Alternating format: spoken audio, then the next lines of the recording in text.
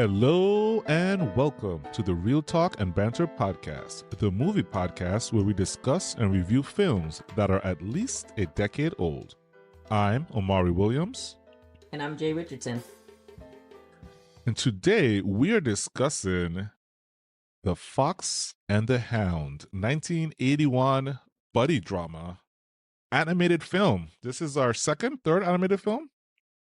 I don't even know. Second, I think. I think second, yeah. Yeah. Very exciting stuff. Yeah, you and your fern-ass Gully. Fern Gully, come on now. I mean, hey, surprise, surprise, folks. This animated film was selected by Jill, not me. Not the man-child in the group. Fox and the Hound, folks. Produced by Disney during what a lot of folks call Disney's kind of dark age. Walt Disney had just died, you know, but before the Disney Renaissance. So this film was directed by Art Stevens, Ted Berman, and Richard Rich, based loosely on a novel by Daniel P. Mannix. Have you read that? Was news to me. I did not know there was a book until research for this watch of the movie. Ah, yeah. I also did not read the book. Okay. Did you know it existed? I knew there was a book. I just didn't read it. Okay. I always think of it as a 90s movie, but as you said, it's a dark age movie, which is in the 70s to the 80s. So, yeah. Yeah, I'm right there with you because I'm so used to it being. I had the VHS with the little cover with the fox and the hound on it, and so I always thought it was a 90s movie. I didn't realize it was actually released in the 80s until looking at this. I was like, oh yeah, well that makes sense. All right, it features the voices of Mickey Rooney as Todd the Fox, Kurt Russell. This is our second Kurt Russell movie now, huh? As Copper. Oh, I thought you were going to say something else. That's why I paused. Copper the Hound. No. I was just agreeing with you. I know the dang hound's name. Copper the Hound. The movie cost approximately $12 million to make, which was at the time the most expensive animated film Disney had ever produced at that time. Yeah. It went on to gross $63 million at the box office, so definitely a hit, Yeah, success. I feel like this movie is special not just for the animation and the songs and adventure, but it's definitely an emotional punch. It talks about friendship, prejudices, growing up, betrayal, painful reality. There's a lot of really dark themes in this movie that are heavy stuff. I don't think that I got it as a kid, but watching it now, I'm like, oh shit, So we're gonna break down this movie. We're gonna do this a little bit differently. We'll talk a little bit about what happens, but really want to get into the major themes that I just kind of highlighted. And we'll see. This movie has way more to say than I think most people realize. So let's get into it. Nice. Let's do it. All right, cool. Before we get into it, we always try to stump each other. I don't think we intentionally try to, but I think we're competitive enough that we do. So before we get into it, I got a question for Mr. Omari here. Are you ready?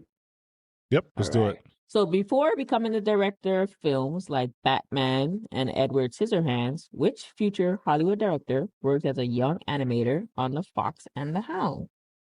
Tim Burton. I hate you. Anyway. Who is Tim Burton?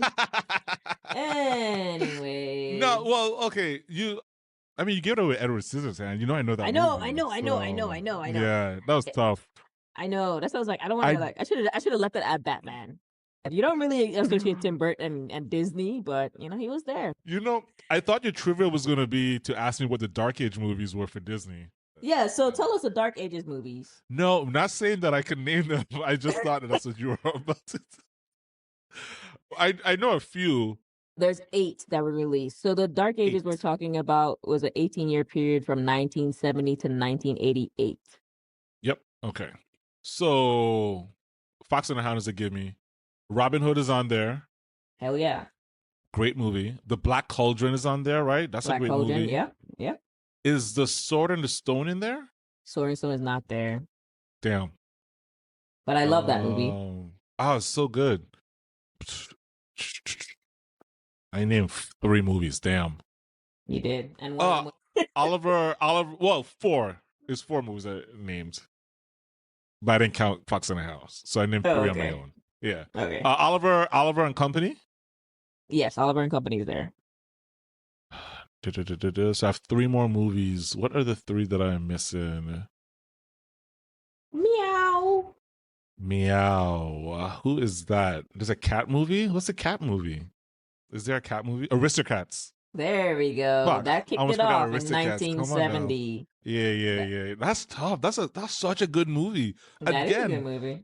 another movie. I rewatched Aristocats in the last few years, and I Oh, remember really? yeah. I think because Netflix had did their remake thing, and I was like, ugh. And let me watch the original one. Mhm. And I was like, 1970. I did not know this movie was so old. Is Jungle Book on this? No, No. I think Jungle Book What's is the two. last? What's That it? might be. That's later on. Yeah.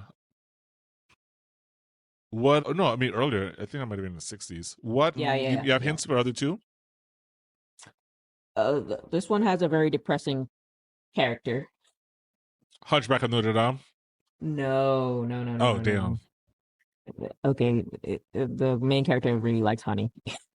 Oh, Winnie the Pooh. Oh, Yes. fuck. That's your depressing character, Eeyore.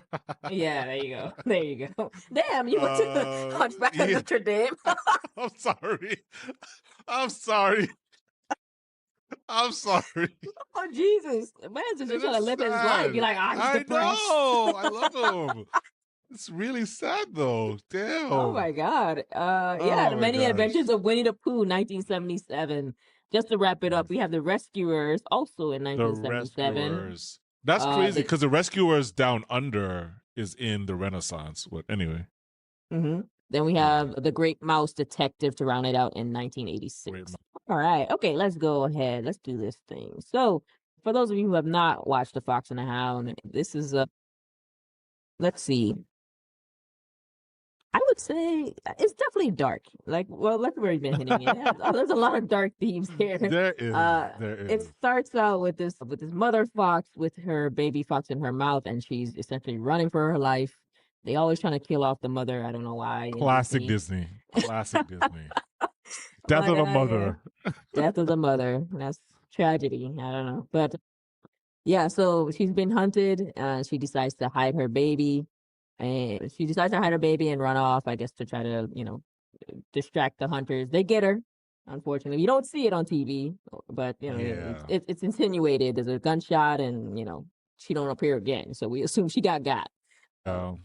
The young fox is left to kind of fend on his own, but is quickly adopted by Big Mama, which is a Yeah. owl thing. Mhm. That's a big ass owl. I'm gonna be honest. She's an owl. Yeah, big ass owl. This is a big ass owl. I'm like, I didn't know what that was. I mean, I don't I even knew it was like. supposed to be an owl, but I'm like, what the fuck? But no, like there's so many owl species, and they don't even say what kind of owl. It just says an owl. Like Yeah. I don't know. Yeah, whatever. So Big Mama comes up with a plan. At first I thought she was gonna, kind of adopt him, but she's like, not me. so, so she comes up with a plan with some of the other forest creatures to introduce her to the widow, which I didn't look up who voiced the widow. I'm sorry. I have it right here. It is Jeanette Nolan. Okay, and cool. she's not the widow. Her name is Widow Tweed. That is true. My fault. Which no. I mean, that's a shit name, and it's very confusing. Yeah. All right. We also have Dinky the Sparrow and Boomer the Woodpecker. They again help Big Mama to be. They help Big Mama to get the red fox, the young red fox, which is Todd, adopted by Widow Tweed. We have her neighbor, Hunter Amos Slade. I'm sorry, Amos Slade. I'm sorry. I was trying to stifle my laugh so I don't interrupt you. But you can see me. So. Yeah, of course I can fucking see you. Your mouth wide open. Like holy shit. Oh my god. All right. So Amos, I like that name actually. Amos is an asshole. He's wild with his gunshot, with his shotgun. I'm sorry, but yeah. Yeah. He eventually gets a little dog. right? The little dog is a very cute hound. And that's how we end up with the two, Fox and the Hound. Originally, these two are playing, they're enjoying each other's company. They say, we'll be friends forever, right? And he's like, yeah, of course we will. But yeah, Amos is not feeling it. He bought a dog to be a hunter dog, and that's what his only point in life is. They have a little bit of run-ins here and there. Todd is always coming over to play, but one time he accidentally wakes up Chief, and then there's a chaos ensues. Amos and Chief are chasing him around, and the chickens are involved, and it gets all crazy. Eventually, Amos threatens to kill Todd if he trespasses his property again. And then, they try to keep each other away. They try to keep Todd away from him, but it doesn't really work that well. So for following spring, Todd and Copper, they eventually reach adulthood. Copper returns. He's an expert hunting dog. And, now we really get into the themes. So you want anything to add to that? No. That sets up the movie and what's about to happen. Yeah. Yeah. Let's do it. We'll talk about friendship before, I guess, quote unquote, society gets involved, right? The kind of they even made a song about it. Big Mama singing about, we're the best of friends. Yep. They're the best of friends. Damn it. That was it. I had something for this. Okay, sorry. Continue. That was it. When Todd and Copper first meet, they don't know they're supposed to be enemies, right? One is a fox, one is a hound, a hunting dog specifically. But they don't, none of that matters to them. And I think that it plays a lot into themes that we can see in our regular life with kids. Like kids, they don't care about, color, gender, blah, blah, blah. They just want to play. And whoever's willing to play, that's what they care about. They don't care about social class, generally politics, religion, where the person came from. Like, bro, can you play or not? That's all I care about. Exactly. Yeah.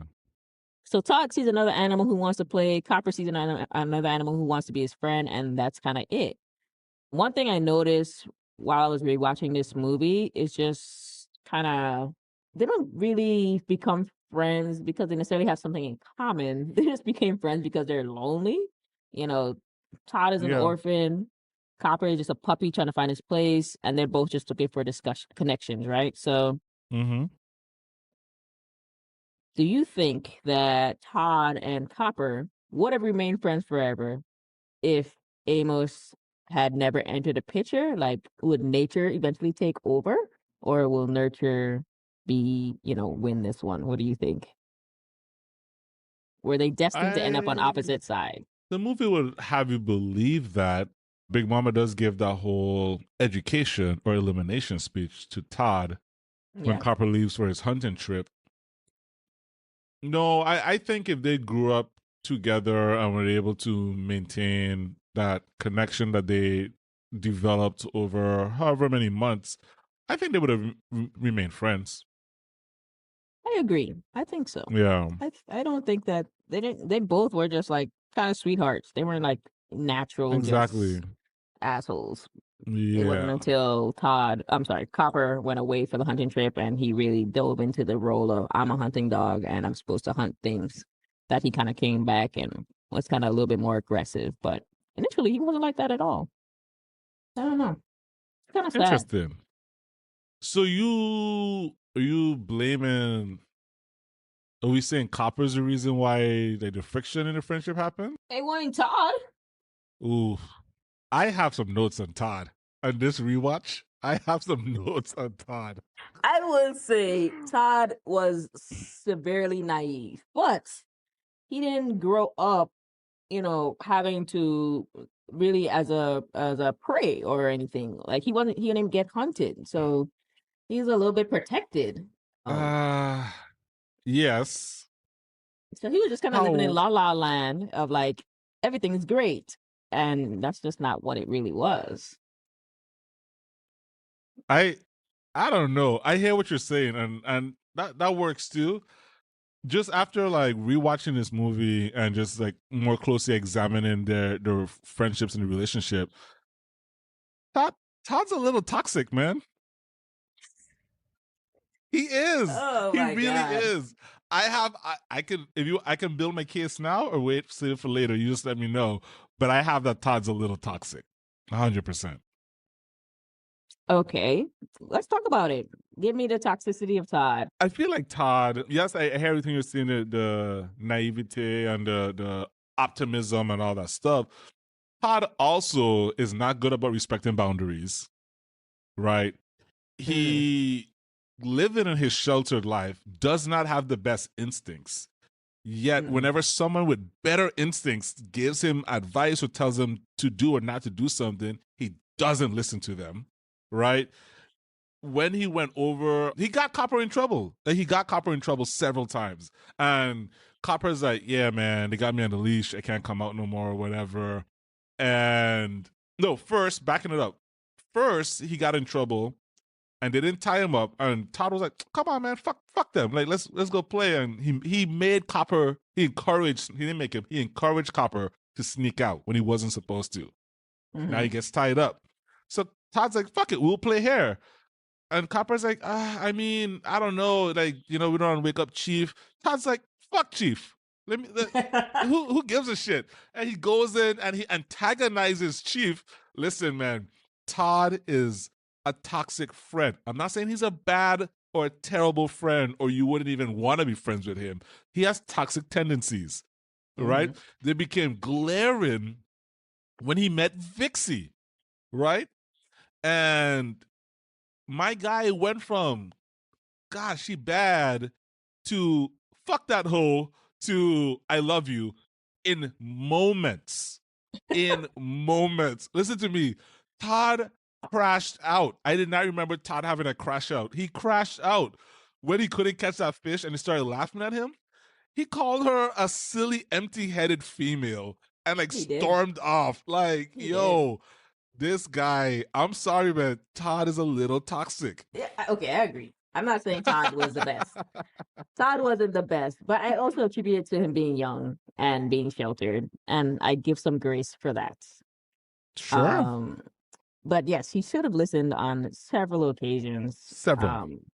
Especially when Vixie was like, "Yo, it's too quiet. Let's not go Don't there." go He's in like, there. "Nah, we got this." Fuck it. This mother scut went in there, eyes closed. La la la la la la. It just, like, I was like, dude, what an asshole. Like, nah, Yeah. man. Todd is problematic. I'm sorry. I don't know. I think I was more on like your side as far as like, yeah, Copper was the one that kind of put the distance, but I don't know, man. At the end of the day, like as kids, yeah, we together, we kicking it, we having a good time and everything, but like, I mean, Copper went out, did some training, learned some skills, got himself a job. Todd just out here cooling, not doing anything. He wants to be playtime and play mode all the time. And Copper's like, yo, dog, like I got shit to do, man. Like I can't do this no more, you know? Should Copper not be allowed to like because sometimes you outgrow your friends, right? That's the thing that can Growing up happen, means right? losing things sometimes. Yeah. Right? So it's two ways of looking at it. One is Todd going through some arrested development where he's not allowing the friendship to grow apart, or is he just being loyal and believing in a bond that he cherishes and nurtures at a very young age? I'm gonna lean on the more optimistic, positive viewpoint of Mans was dropped off. He's an orphan. He only has like a few connections, and yeah, it's kind of hard to lose those connections, even if it's for a valid reason. You're just like, well, this is all I've known.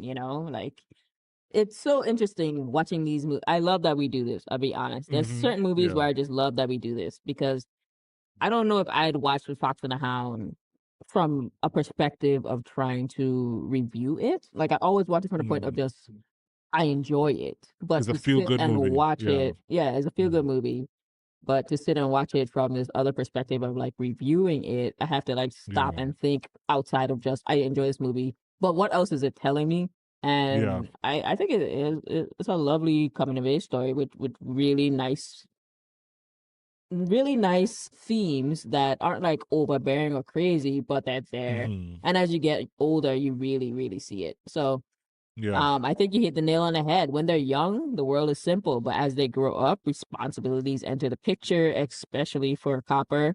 Expectations enter the picture, reality enters the picture. And I think it's one of the hardest lessons that we all had to learn as adults, that Yep. sometimes relationships don't survive the people that we become. Not only friendships, but romantic Yeah. relationships, parental relationships, all these things that unfortunately don't always make it from, the time you're 6 to 36 or whatever. Yeah, Um, exactly. Sometimes your best friend moves away, your priorities change, some people are family oriented, some people are still single, and you're just like, yo, I can't come out. I have a kid. What the fuck? Get out of here.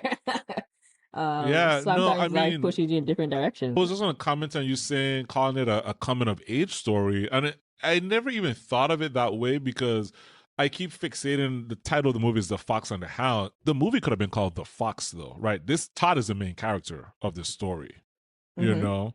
So it's interesting when you say it's a coming of age story, just Todd going through that whole abandonment, the found Mm-hmm. family, the Yes.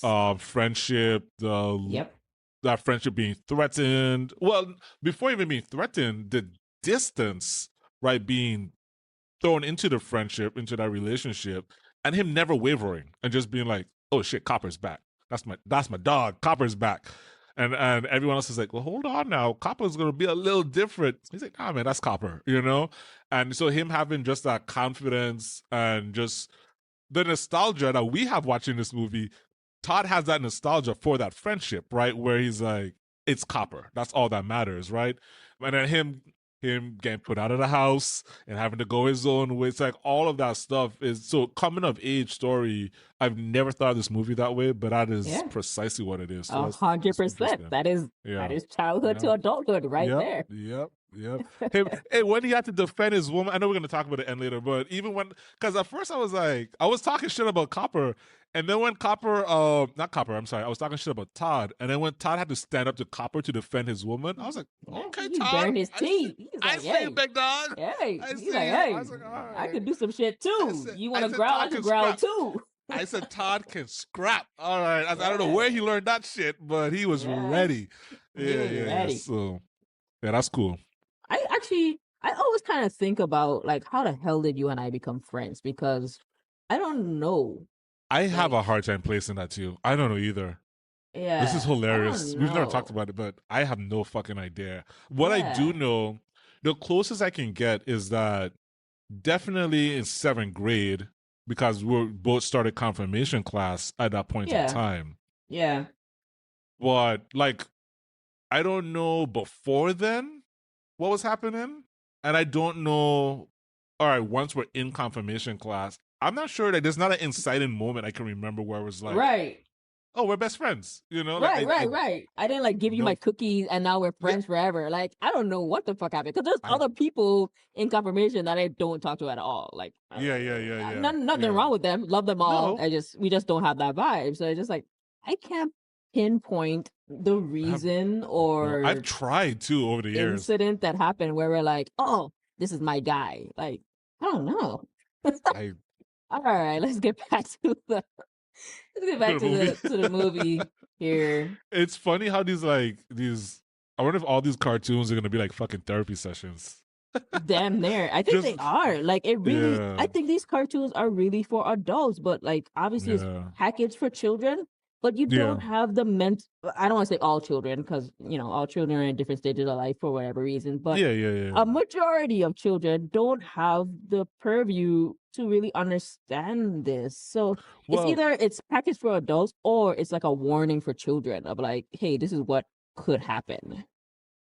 I think formula wise too, to make excuse me, to make a good children's movie, you have to put shit in there for adults because you need adults to take the children to watch these movies and for the Yeah. adult to kind of check in. But aside from the capitalism part of things, I do agree with you that I feel like the best when we look at the best cartoons or children movies in general, because Homeward Bound was kind of like that too.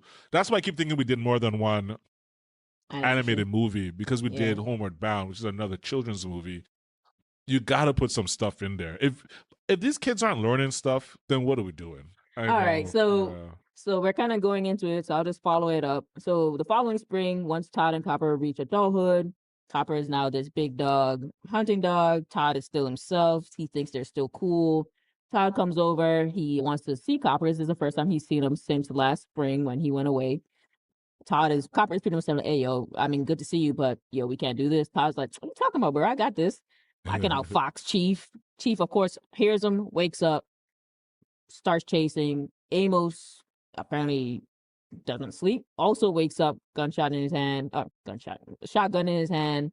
And now there's a big chase that ensues. We have Copper, Chief, and Amos all following Todd around, which I was like, isn't his home like right there? Like, why is he going all over these places? Like, why doesn't he just go back home? You mean Todd when he's running away? Yeah. Yeah. At one point, I was like, where did this mountain come from? What's this? What is this waterfall mountain thing? Yeah. Like, where did he go and why? Even, like, why didn't he just go home? Even Malachi got lost in the geography because he was like, "Oh, they're neighbors." I was like, "Yeah." He's like, "Oh, okay." Like, because if they're neighbors, why is that chase so fucking long? Like, he should just hop the fence and go to his house. Yeah, Todd took them around the world, man. I don't know. I don't know why he didn't go home and go back in. Whatever. However he got out, go back in. But he was like, "Nope, I'm gonna go all over the place," which is kind of weird. But okay. And then there's all of a sudden a railroad with train. Yeah, What is this place? all the geography, all the terrain is just in this one little area. Yeah. I don't know. I don't know. So Copper does find Todd and says, "Yo, I'm gonna let you go this one time because we're cool, but if I catch you again, I'm gonna have to do what I have to do." He's like, "On God, cool. On God." Oh God. It's on site. It's on site.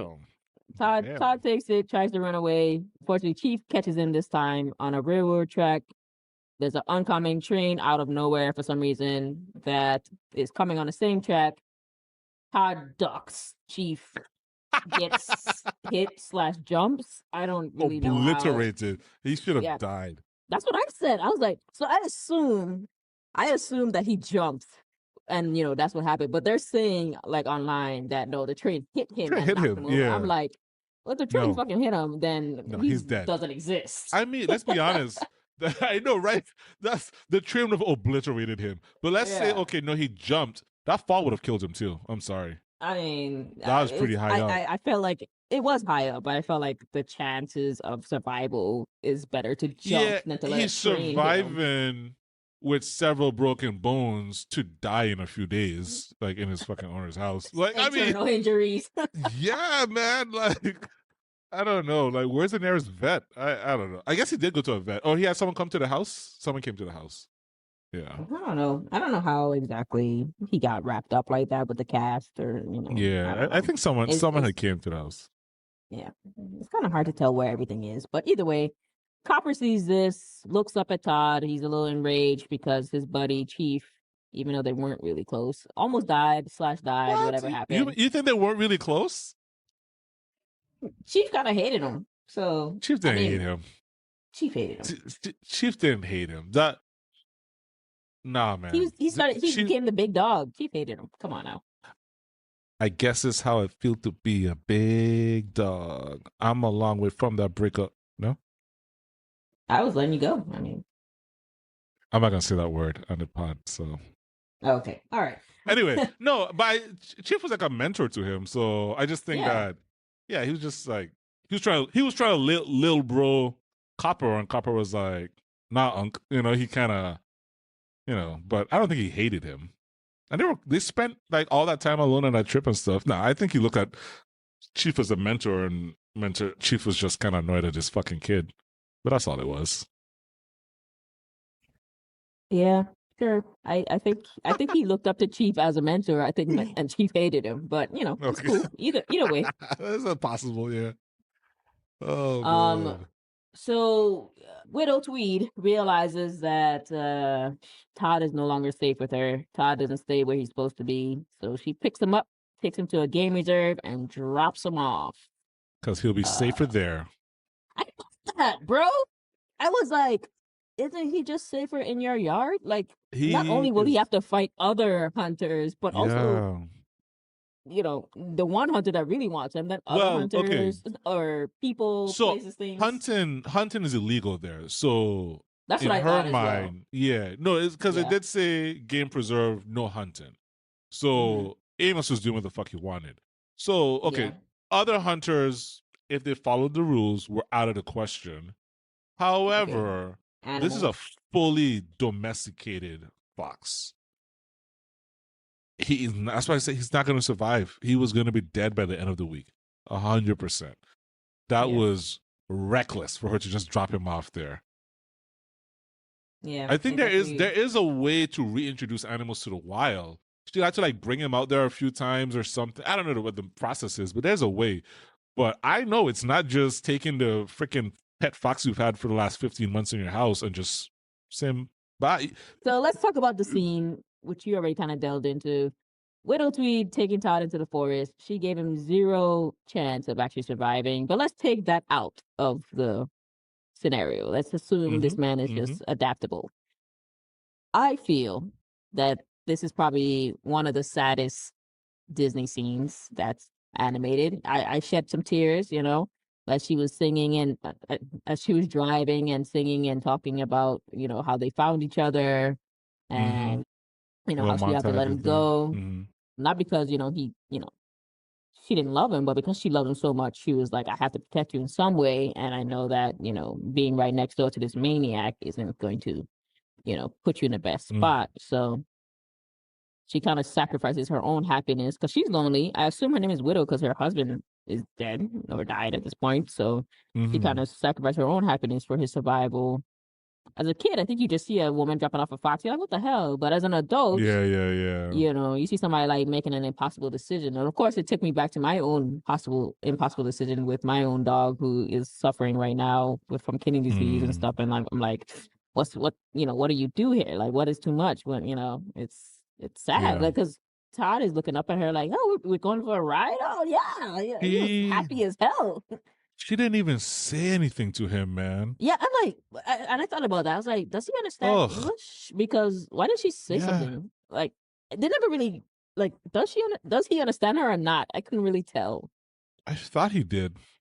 I thought so too, but she didn't say anything. She just picked him up, put him on a, he was sleeping, picked him up, put him in the car. He's like, oh, we go for a ride? Man looked happy as hell. He was just tough. Oh my God, look at this, look at that. And that was just, that's a tough scene for me.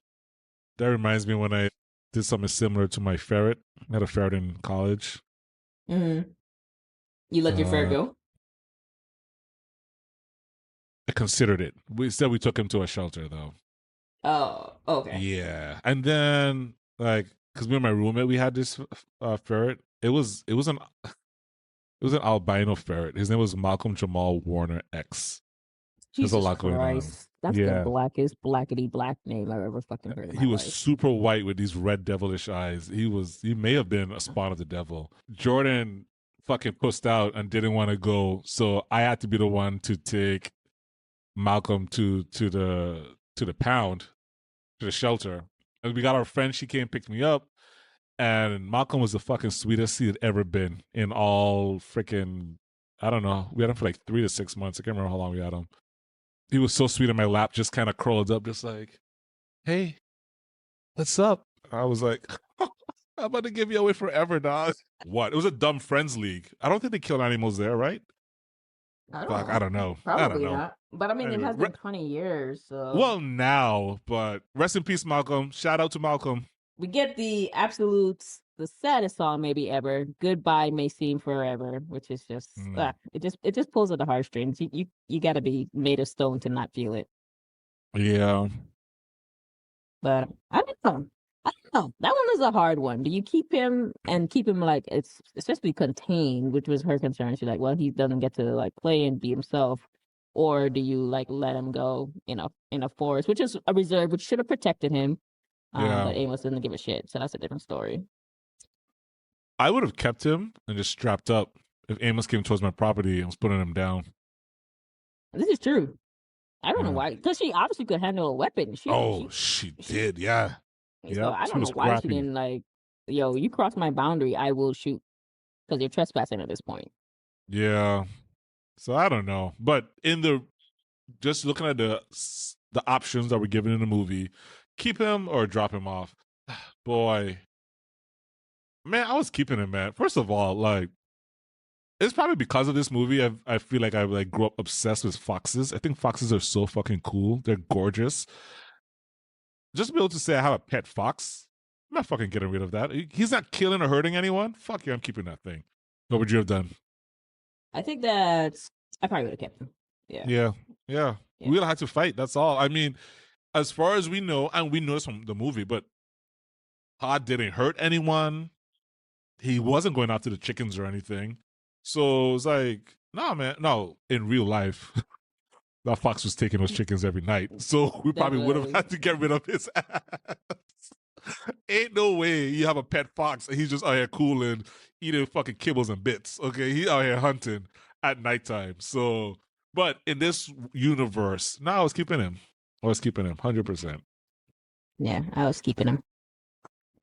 And that brings me to another point. So Amos, asshole, yes. But is he deserving of that title? We could talk about that Okay. a little. I think that I mean, once he crosses into her land, that's a different story. But from his perspective, especially, well, maybe the first or second interaction with them, when he was in the fox, That was the first one. Yeah. the hen house, sorry, and it looked like he was chasing the hens. It I mean, did. it It really did. did. It did. It did. And that's his livelihood or part of it. So I don't know where the stores are because they're in the middle of a forest. I don't know what they're doing, but either way, that's part of it. So in a way, you do have to like be like, all right. I mean, he is a hunter. Every time he sees this fox, it's on his property. Foxes typically eat chickens, and he has Yeah. chickens. Like, Yeah.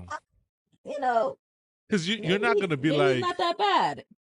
you're not gonna be like, oh, the fox is playing with my dog. That's so sweet. You're not gonna do that shit. Yeah. Like you're not thinking that at all. So yeah, from that perspective, I just now for me, it's a disrespect he showed to Widow. That's the problem. Oh yeah, for sure. He's a fucking psycho. He's there firing his shotgun at the back of her vehicle while she's driving. Oh Like, yeah, what yeah. the He hell? should And have then been arrested. spill all her milk. Talk about livelihood, right? She was probably gonna take that to the market to sell all that fucking fresh cow milk. Like, and he 100%. wasted She it. So starved. now, and then I know, right? And then he be like pointing a gun at her. So Amos, for me, Amos is an asshole because of one, his anger and rage, and him directing that shit at Widow. That listen, Widow, right? I think I wrote this. She has to be one of the sweetest old ladies of all time. And for me, that first scene when we didn't mention this. That first scene when after Big Mama found Todd and there was like, all right, they cooked up the scheme to get Widow outside. And when she came and she was like, the birds, stop the birds, and she's like, oh, what's gotten into them? And she moved the blanket or whatever, and it's Todd, and she drops it. And she goes back. That to me was the most emotional part of the movie for me when she found Todd and just like immediately took him in. She was so goddamn sweet.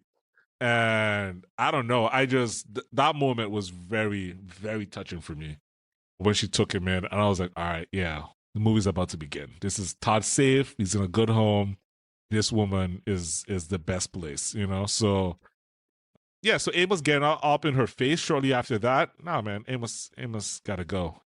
He's out of pocket.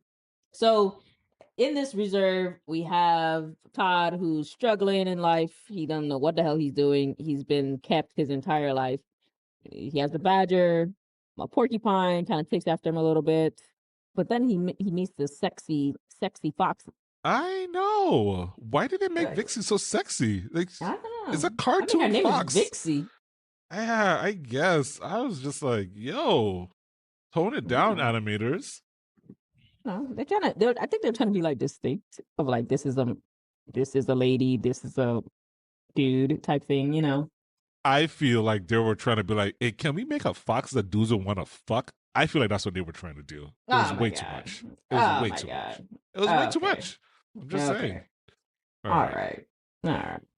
Because I'm gonna like leave in that in Lady and there. the Tramp, for example, you know, Lady's a female dog, and they didn't make Lady all like friggin', you know, jazzed up like that. I mean, she had the natural light from the forest coming in, and the birds were chirping. And It was way too much. okay, It fine. was way too Omari much. didn't like it. That's fine.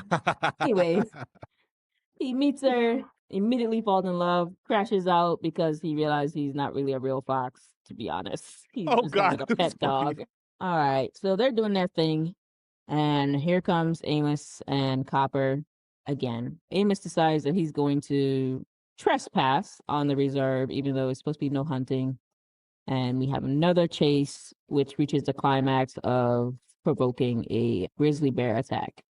Before we get there, with the grizzly bear attack, we already kind of touched on it, but Amos lined a little walkway to, I guess, some kind of water hole type thing with a bunch of bear traps. I was like, Yep. why the fuck would you do that? Yeah. Like, I don't know.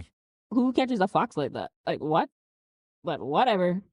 I He mean, you're lines with a bunch of. hoping, I guess, that their reflexes aren't quick enough to like, you know, or But I don't know. They're so small, like they're gonna walk right past that shit, like as he which, did. which he did. And Yeah. even when it snapped, the reflexes, he just jumped up. Yeah. Like, it's not a Yeah. bear.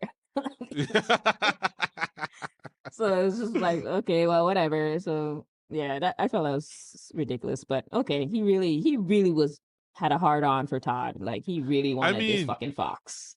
visually though, it was effective because it made you feel that, as a child at least, that Todd was in some danger. Oh, You for know? sure. Yeah, Yeah. yeah, yeah. I guess I guess it was a bit of foreshadowing for the actual fucking bear that shows up. I've never thought of that. Yeah, because Yeah. why do you have so many traps? It must be bear country out there. Yeah, So for it sure. makes Yeah. sense. Now, Dixie does warn Todd, don't go down there. Todd completely ignores her, even though she has some instincts because she's been living in the wild her entire He's life like, compared to Todd. shut up, woman. Yeah, he did. He said, "You know nothing, woman. I know more than you, and I shall go." She said, you just got here 2 days ago. What are you talking about? Yeah, I don't think you know where. Yeah, he knew nothing. He knew nothing about the forest. Oh So we have a chase gosh. ensue. Everybody's just. They're both. Now they're chasing both Todd and Vixie. They get into like a little foxhole. Copper's on one side. The farm. Amos is on the other side, and Amos again has a hell of a hard on for this fox because he decides that he's gonna light the fucking forest.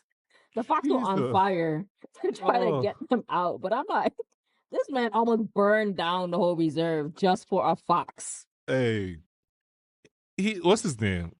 Jack Albertson.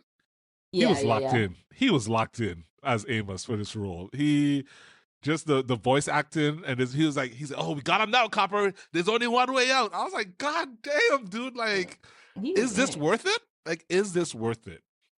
This fox now, one, your dog isn't dead, and two, like the fox isn't even on your or near your property anymore. You had to drive a ways out of there to go and find this thing. Like, I don't know, man. Like, Amos was a psycho.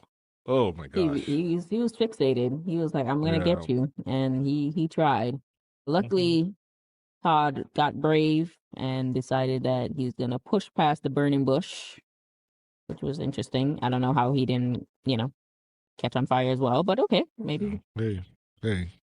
Yeah, I don't know. Yeah. This is where we get Todd. Todd the man shows up, Copper is on their trail there. Todd's like, no, that's my girl. I don't know. That's my growl. I thought that was pretty good. Anyway, it was a bit too much. He's a fox, not a freaking bear. Like, what the hell? Hey, when you protect your girl, you turn into a different animal. Yep, that is true. There you go. That is true. There you go. In the midst of this, a freaking demonic bear shows up. And actually, Amos is currently trapped in one of his bear traps, which I guess, Got him. got him. Yeah, exactly. I guess so. He's currently trapped. So the bear comes down, tries to get Amos. Copper's like, oh, hell no. So he tries to attack the bear, bites him a couple times, scratches him a couple times. Bear's like, what the fuck? Get off me. Knocks Copper down. Todd, who's actually free and clear at this point, sees it from atop the mountain thing he's on for some reason and decides, oh, not my boy, and runs down and saves Copper and Amos by distracting the bear, biting him, finding him, whatever. The bear is wild as hell. Does the bear not speak English? Like, why is it not talking? Like, what is it doing? Oh no, that bear is fucking crazy. He's either on drugs or he has syphilis and his brain is fucking. Jesus Christ! Rabies is better. I went to syphilis, rabies, rabies. That's what we wanted. Rabies. I apologize. My God, get the fucking bear syphilis. Oh my God. Okay, we're gonna go back to rabies. I apologize. Okay, sorry everyone. Rabies the bear is crazed either way, and starts wilding out. They're on this little ass thin branch, and homeboy decides to hit it, and they all fall down. I guess the bear dies. I don't know. Yeah, it drowns to his. It just either falls to his death or drowns. I don't. We just never see that bear again. Or maybe the bear was like, you know what? Fuck this. This is not worth it. Yeah. This is not how animals are. They're not that fixated. Like if you're too hard, they're like, oh, I'm just gonna go away. Because all animals care about is one, acquiring energy, conserving energy, reproducing. That's really it. And having to like chase these smaller, lighter animals up and down the place just in the hopes to try and kill them. A bear would have given up long time. Like, it's not worth it. Like, fuck this. Like, yeah. So the bear just I don't know. The bear disappears mysteriously, which is fine. Todd mysteriously also survives this fall, but he's a little injured. I mean, it's a hell of a fall. So as soon as he looks up, Amos is there with his gun. Weren't they on top of the cliff that Amos like run? He's so horny for this fucking fox. He ran down with it because his leg is busted. He was in the fucking bear trap. Not busted because he had his boot, but he's limping. So he rushed down there just to put a gun in his fox's face. After all of that, listen to me, man. If I'm on a relentless pursuit for something, anything, and it nearly gets me killed, I'm done. I would stop to reflect and be like, why are we even out here? What's the point of any of this? You gotta charge it. You gotta charge it at a certain point. There's a level.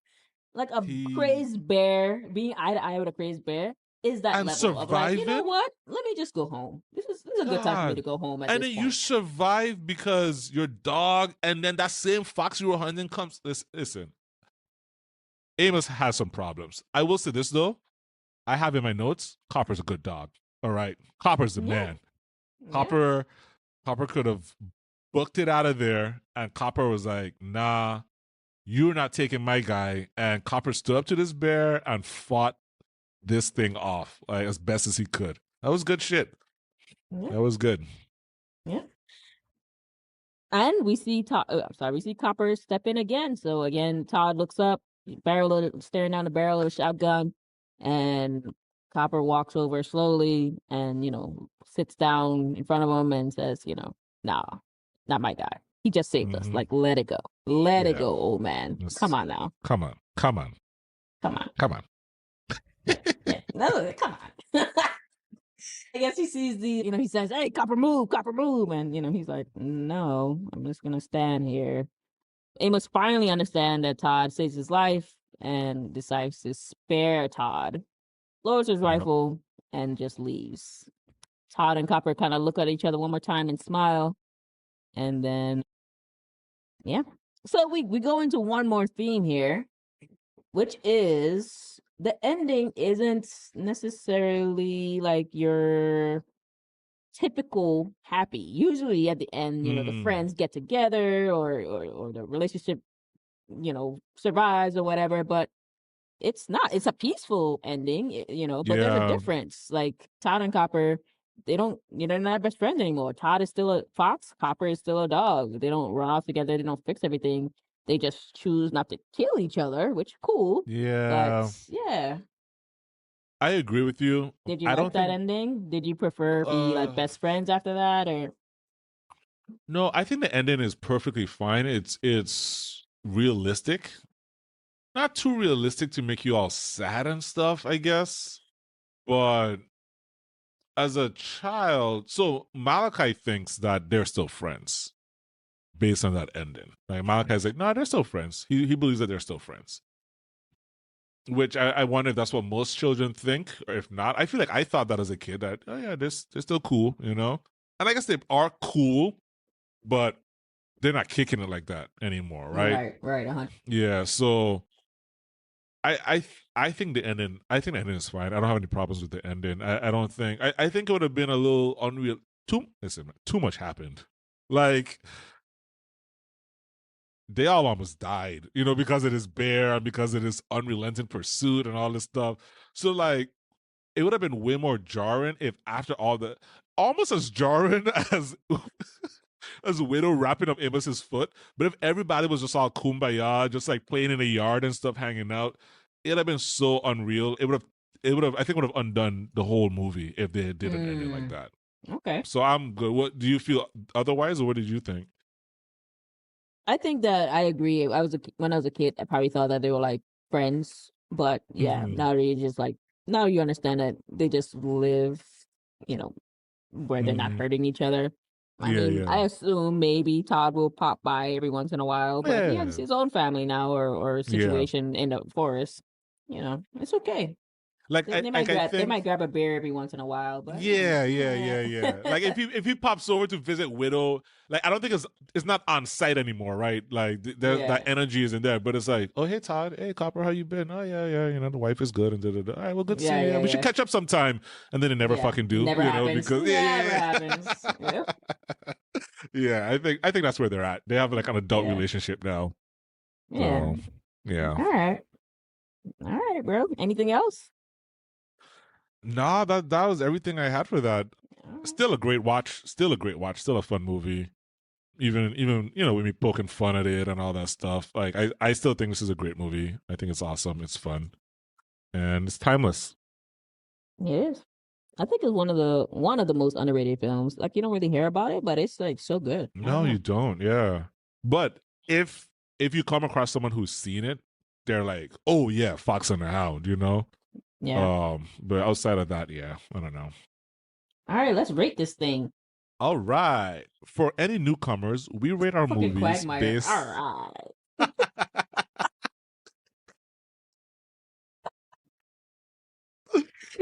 Oh gosh, I don't know why it came out that way. Um,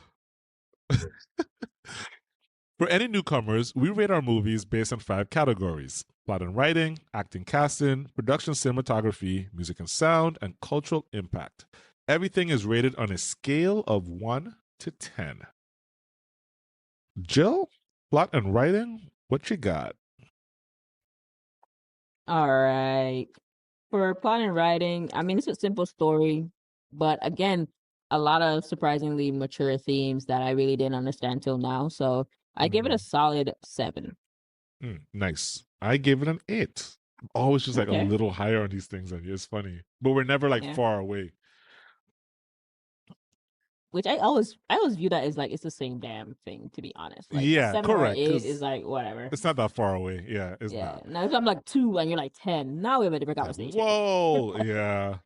Yeah. One of these days. Acting and casting, what do you have? I mean, it's always hard to do voice, Hmm. like Okay. to me, I don't know.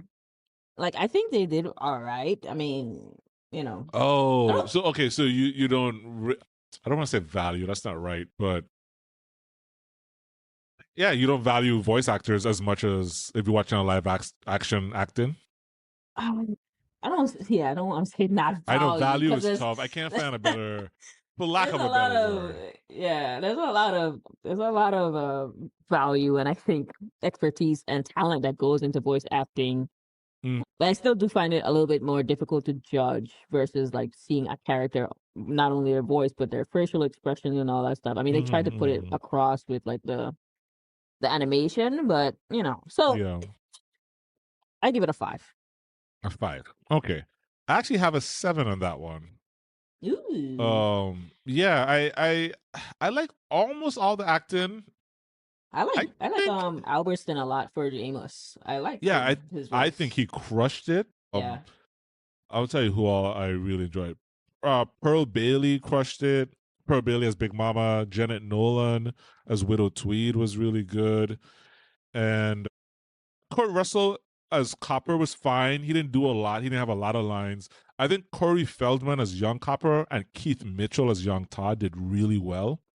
Okay. I think Mickey Rooney was kind of meh. Adult Todd, I wasn't really feeling some of his delivery or just some of his stuff, to be honest. And Yeah. which is, I know he's this vet and he's this great. But he was 60 years old when this movie came out, which was, they had no one else. They were just using, I mean, I don't know. It was like the old boys club, you know. They're using like they're recycling because even like old boy who was Boomer, that's who voices Tigger for the Winnie the Pooh movies, you know, who did a good job.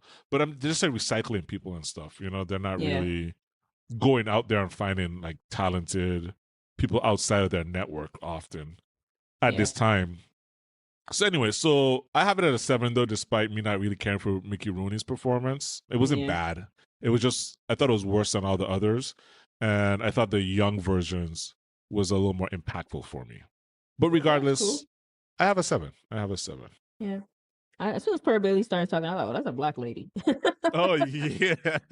I mean, Big Mama, it had better be a black lady, right? Whatever. All right, let's go Nah, on. nah, it couldn't. It couldn't. All right, so production, cinematography, and visuals. What do you have there? It's a strong 8 for me. I Strong thought 8. that, Nice. yeah, I thought it did very well. Force I'm environment actually, was nice. The yeah, train yeah, sequence was nice and intense. The bear attack was good. Like everything I think they did a great job telling the story through their animation and cinematography. So I give it an 8. nice. I actually have a 7. I think I had an Oh, 8 earlier, and I think I switched it. Not for any real reason in particular. It's just I felt I was rating it a little too high, but I thought all the artwork, the animation, I thought it was gorgeous. It was beautiful stuff. It's hand especially for the drawn, like time. Yeah, exactly. yeah, yeah, like that, and that hand drawn stuff is really good when it's done well. So I give Yeah, it a 7, but I do think it's awesome. yeah. Like Music it's and not on the sound. level. I'm Oops, sorry. sorry. I No, was you gonna say go. it's not on the level of the Renaissance films but it's Mm-hmm. also that's more newer where you have different technologies. So like Correct. Yeah. yeah, I think for the time I'll give it an 8. I'm gonna stick with the 8. Yeah. Nice. Music and sound. What do you have for that?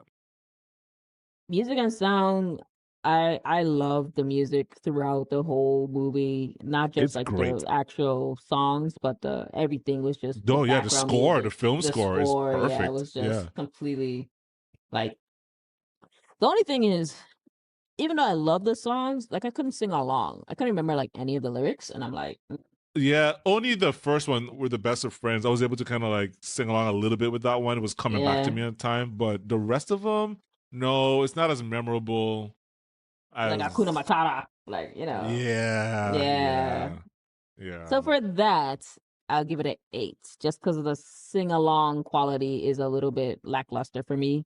yeah. But yeah, otherwise, once you hear it, the music, I love it. But yeah, Nice. I also have an 8 for that. okay. Cultural impact. Where did you land with that one? Our favorite category.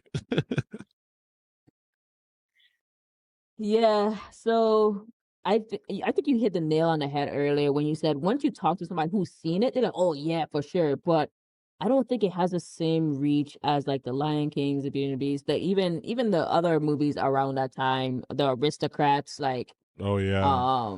so I gave it 5. Oh god. That's exactly where I landed. I have a Oh 5 as shit. well. Yeah. Same reasons, same reasons. Is I love the movie, near and dear to my heart, but I don't think most people feel that way. And even when I did research on it, it's not like The Fox and the Hound revolutionized anything or had any huge impact financially or culturally or I mean commercially. So I put it as a 5, middle of the road. In fact, I think 5 is kind of high for that. It I think might 5 is be. my own love for It it. might be, So yeah. I Because might come I down was to a 3. considering. I was just gonna say I was considering giving it a 3. Yeah, I'm gonna come down to a 3 on that, actually. Because 5. Because, for example, we give Close Encounters, which we did not care for the movie, but we cannot argue that it wasn't very impactful. We gave that a 5. Yeah. So did Fox and the Hound have the same impact as Close Encounters of the Third Kind? Not even close. So yeah. Even though we love this movie, we think it's better. Yeah. Oh, no, I say it's better. We enjoyed it. Yeah. I have to come down to a 3. I think I was being nice with the 5. I'll do the same. So that puts you at a 6.2 and I'm at a 6.6. Awesome. Well, that will do it for our real talk and banter on The Fox and the Hound. To connect with us, to give us some feedback, or just say hello, email us at realtalkbanter@gmail.com. That's REEL talkbanter@gmail.com. Thanks for listening. Hello and welcome to the Real Talk and Banter podcast, the movie podcast where we discuss and review films that are at least a decade old. I'm Omari Williams, and today I have a special guest for everyone. Go ahead and introduce yourself. Malachi Williams. Malachi Williams is here to join. We just now watched, what did we watch just now? The Fox and the Hound. Very good. Yep, The Fox and the Hound. So just doing a little something different here. I just want to capture, because it is a children's movie, so I decide, well, let's have a child watch it and see what he thinks. So this is all about you, Malachi. We just want to hear what you think about the movie. Just give us your thoughts. So what did you think? I think it was good. Yeah? Mm-hmm. I liked how the fox was like out the bear after, how the hound after the bear attacked. Uh-huh. But I did not. I didn't expect him to help him after he attacked. But then they held their trouble. That was pretty good. What would you say this movie was about? I would say it's about friendship. I agree. Mm-hmm. Yeah. And friends and never being mad at your friend and not be friends. Yeah, it's definitely the perfect movie about friendship for sure. Mm-hmm. The movie starts off where you have these two different animals, becoming friends as very small, as a pup and a kit. I think baby foxes are called kits. Wait, baby foxes are called pups. Baby foxes are called pups? Are you sure? Yes, they are. I remember them saying pups. Baby foxes are pups. Yes. We are both correct. They're called kits, cubs, or pups. So we're both right. See, look at that. All right. Correcting me on my own show, but it's okay. You're right. Do you have any other thoughts about the movie that you want to share? Things you liked, things you didn't like? I didn't really like when he got adopted to the forest and the part because I didn't like the grouchy creature that told him to get out of my apartment because he didn't know. Yeah. So that was a badger. His name is Mr. Digger. Badgers are actually pretty aggressive animals, I know, because the only thing they do is rob, steal, and they never want to share. Is that what badgers do? Yes. Oh, wow. I learned that from Octonauts. Okay. Mm-hmm. That's a good source. And That's Wild reliable. Kratts. Wild Kratts, you never watched it. Oh, excuse me. Okay, all right. Anything else you did not like about the movie? I didn't like when the hunter surprised him because he surprised me too. Which part was that? The part where he put on that other traps. Oh, yeah. The bear traps? Yeah, the bear traps. Yes. He just starts shooting after him. Or when they got fire. Oh yeah, he set the little foxhole on fire. Yep. Well, imagine if somebody set our house on fire. I'll kill them. Oh my gosh! What? No. What they're trying? That means they're trying to kill us. Oh, okay, but yeah, but violence and specifically murder is not the answer. Okay. Okay. So let's have a different response then. Okay. Okay. Any final words you have on the movie? But my most favorite part was the times when they call the owl Big Mama. You like Big Mama? Yeah. She's pretty cool. She's pretty sweet. When the fox got adopted. Yes, that was very nice when that lady took in the fox. But the saddest part was when she lost him in the forest. That was the saddest. That was pretty sad. Yeah, I wish she didn't have to do that, but you know. She's gonna keep him forever. Well, nah. I mean, the neighbor dude was hunting him down. Oh yeah, that was for his safety, I think. Would you tell your friends to watch this movie? You think it was a good movie? Yes or no? I did like it, but I just hope they don't get too scared about him. Well, you think your friends would be scared? Mm-hmm. About the hunter shooting? Yeah. It's a bit much, huh? Yeah. Okay. What would you, if you had to give the movie a rating, a number from 1 to 10, 10 being the best, 1 being the worst, what number would you give the movie? I'll give it a 10 out of 10. You give it a 10 out of 10? Yeah. So you really liked it then? Because 10 means that's like the best movie you've seen. Yeah. Yeah? But if I could go to 1,000, You can't go to 1,000. I wish I could. Well, you can't. Okay, so it's a 10. Yes. Okay, all right. As high as I could go. That number plus that number. Yes, as high as you could go.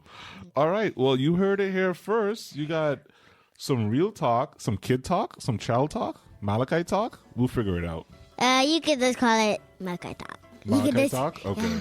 All right, you heard it here first from Malachi. Some banter between him and his dad on the movie The Fox and the Hound. Yep.